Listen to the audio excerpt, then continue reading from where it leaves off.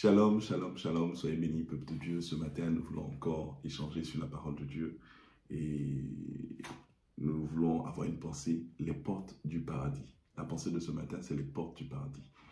Et ces vidéos sont là pour encourager quelqu'un à lire la Bible, encourager quelqu'un qui n'avait jamais fait à le faire, quelqu'un qui le faisait et qui a arrêté à reprendre, quelqu'un qui le fait déjà, à persévérer, à aller à un autre niveau. Et ce matin, la pensée que nous avons, c'est les portes du paradis. Nous allons prier déjà pour recommander ce moment.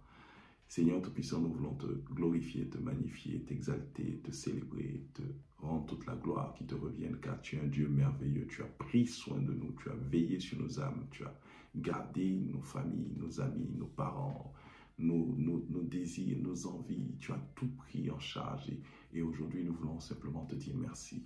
Seigneur, tu es un Dieu merveilleux, créateur de toutes choses. Et nous, Seigneur, nous nous réjouissons de ce que toi, qui es le grand Dieu, tu t'es mis à baisser à notre niveau pour pouvoir prendre en considération nos vies. Et cela est merveilleux. Nous sommes toute notre adoration dans le nom de Jésus-Christ. Nous t'avons prié ce matin. Amen. Amen, amen, amen, amen. Nous voulons échanger sur ce point-là qu'on a dit précédemment, les portes du paradis. Et nous voulons faire une lecture dans le livre de Jean. Jean chapitre 10 du verset 1 au verset 9. Jean chapitre 10 du verset 1 au verset 9. En vérité, je vous le dis, celui qui n'entre pas par la porte de la bergerie, mais qui y monte par ailleurs, est un voleur et un brigand. Mais celui qui entre par la porte est le berger des brebis. Le portier lui ouvre et les brebis entendent sa voix. Il appelle par leur nom les brebis qui lui appartiennent et les conduit dehors. Lorsqu'il a fait sortir toutes ses propres brebis, il marche devant elles et les brebis le suivent parce qu'elles connaissent sa voix. Elles ne suivront point un étranger, mais elles fuiront loin de lui, parce qu'elles ne connaissent pas la voix des étrangers. Jésus leur dit cette parabole, mais ils ne comprirent pas de quoi il leur parlait. Jésus leur dit encore, en vérité, je vous le dis, je suis la porte des brebis. Tous ceux qui sont venus avant moi sont des voleurs et des brigands, mais les brebis ne les ont point écoutés.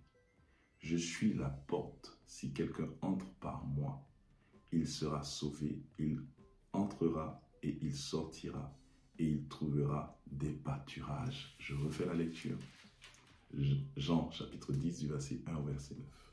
En vérité, je vous le dis, celui qui n'entre pas par la porte dans la bergerie, mais qui y monte par ailleurs, est un voleur et un brigand. Mais celui qui entre par la porte est le berger des brebis. Le portier lui ouvre et les brebis entendent sa voix. Il appelle par leur nom les brebis qui lui appartiennent et il les conduit dehors. Lorsqu'il a fait sortir toutes ses propres brebis, il marche devant elles et les brebis le suivent parce qu'elles connaissent sa voix. Elles ne suivront point un étranger, mais elles fuiront loin de lui parce qu'elles ne connaissent pas la voix des étrangers. Jésus leur dit cette parabole, mais ils ne comprirent pas de quoi il leur parlait. Jésus leur dit encore, en vérité, je vous le dis, je suis la porte des brebis. Tous ceux qui sont venus avant moi sont des voleurs et des brigands, mais les brebis ne les ont point écoutés. Je suis la porte. Si quelqu'un entre par moi, il sera sauvé, il entrera et il sortira et il trouvera des pâturages. Amen, amen, amen. Ce merveilleux passage nous fait du bien encore ce matin. Et j'aimerais partager avec vous des pensées du Seigneur. Et il faut savoir qu'il y a eu un grand artiste italien, Lorenzo Ghiberti, qui a passé des années à sculpter des scènes de la vie de Jésus sur des portes de bronze. Et toute sa vie, il a passé à sculpter des scènes de la vie de Jésus sur ces portes-là. Et c'était un spectacle très magnifique, un très beau spectacle que Michel-Ange, le grand artiste Michel-Ange, a appelé ces portes-là les portes du paradis, tellement c'était quelque chose de merveilleux, de beau, et c'est quelque chose qui existe actuellement. Et en fait, ces portes-là étaient sculptées, mais ne seront jamais aussi belles que Jésus-Christ. Amen. car Jésus-Christ est véritablement la porte des brebis. Quand nous lisons la parole de Dieu et quand nous lisons dans le passage que nous avons vu, il parle de ça. Il dit que je suis la porte. Les brebis passent par moi. Personne ne peut aller. Il y a d'autres bergers qui arrivent, mais on ne les écoutera pas parce qu'on ne reconnaît pas la voix et tout. Et Jésus-Christ est réellement la porte. Mais la porte, pourquoi? C'est vraiment lui la porte pour notre paradis. Nous ne pourrons pas atteindre le paradis en ne passant pas par Jésus-Christ.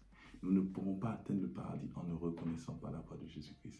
Nous ne pourrons pas atteindre le paradis en passant par autre chose ou par une autre manière, en utilisant des raccourcis, en trouvant des solutions intermédiaires, des solutions qui ne correspondent pas. Il y a une porte, c'est Jésus-Christ. C'est Jésus-Christ qui est mort à notre place afin de nous procurer la paix. Et c'est par lui que nous devons passer. Nous ne devons pas sauter par les côtés, prendre une partie de Jésus-Christ et l'assembler à autre chose, faire une espèce de duo, un mélange pour pouvoir y arriver. Non, nous devons chercher la porte, nous devons chercher la voie, nous devons chercher qui est le véritable berger. Parce qu'il y a un vrai berger et c'est Jésus-Christ. Et c'est lui qui ce matin représente les portes du paradis. Malgré que cet artiste était habilement mis à travailler, mais ce n'était qu'un type, ce n'était qu'une image de toutes les scènes de Jésus-Christ. En fait, il a gravé sur ces portes de bronze la vie de Jésus-Christ. Et la vie de Jésus-Christ est un symbole. Et le symbole de ce que Jésus-Christ dit, je suis la porte. En regardant cette vie, en marchant selon cette vie, en évoluant selon cette vie, nous avons trouvé la porte. Nous marchons comme le modèle que nous avons qui est Jésus-Christ. C'est pour ça qu'on nous dit que nous sommes des chrétiens. Et Christ, qui est mort à notre place pour nous procurer la paix, est le bon berger. Lorsque les brebis sont attaquées par des loups, par des ours, par des lions, le bon berger n'abandonne pas. Il est toujours là à secourir, à garder, à prendre soin.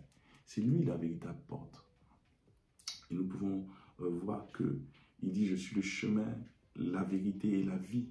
Nul ne vient au Père que par moi. » Ça, c'est dans le livre de Jean 14, verset 6. Nous pouvons retrouver ça facilement. Je suis le chemin, la vérité et la vie. Nul ne vient au Père que par moi. Parce qu'il est la porte. Personne n'ira au Père que par Jésus-Christ. Beaucoup de gens vont dire ce qu'ils veulent, mais la porte, c'est Jésus-Christ. Il dit encore une chose, alors qu'il est sur la croix avec les deux criminels. Il dit, aujourd'hui même, tu seras avec moi au paradis. Waouh!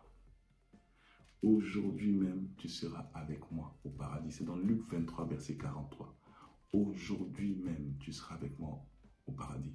Donc, Jésus-Christ est réellement la porte. Représente réellement les portes du paradis. Si nous ne le trouvons pas, si nous ne reconnaissons pas sa voix, si nous ne sommes pas capables d'avoir cette habilité de le voir comme notre porte, le Sauveur, nous ne pourrons pas aller au paradis. Tu veux aller au paradis? Tu dois trouver les portes. Qui sont les portes? C'est notre Seigneur, c'est sa personne qui représente les portes. C'est notre Seigneur, c'est lui qui va nous faire rentrer.